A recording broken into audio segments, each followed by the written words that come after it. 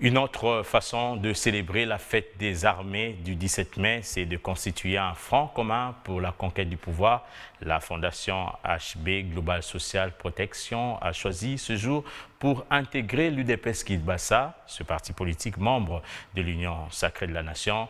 Hermoni Bouloumbe a adhéré dans ces partis pour donner au président de la République la majorité, aussi militer pour la réélection du chef de l'État au mois de décembre prochain.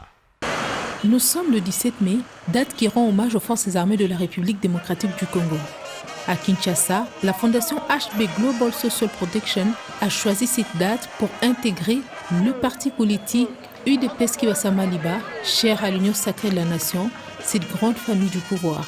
Bouloumbe Kakondo Hermione a décidé d'embarquer dans ce bateau politique de l'Union sacrée de la Nation afin de constituer un front commun avec les autres pour une victoire écrasante du chef de l'État lors de prochaines élections. J'ai été accueillie comme une princesse. Mais cela ne se limite pas là. Moi, je me dis c'est un poids sur mes épaules.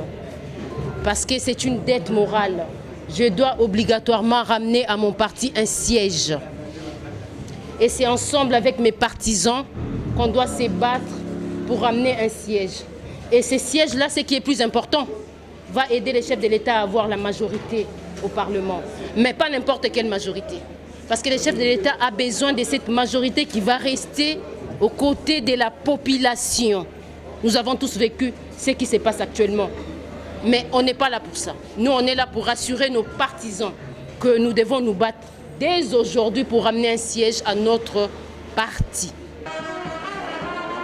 Une action saluée par le secrétaire général de ce parti politique qui lui a remis les insignes du pouvoir. Qui a espoir de cheminer ensemble avec elle parce que c'est une femme du social. Et ce parti, c'est un parti dit social. Lorsque nous accueillons une personne comme elle, nous disons bravo, mais le bravo ne s'arrête pas à notre niveau. Elle a dit ici que nous avons un challenge. Challenge, c'est batailler pour que le chef de l'État soit réélu en 2023. Challenge aussi pour qu'il ait une majorité confortable et aisée.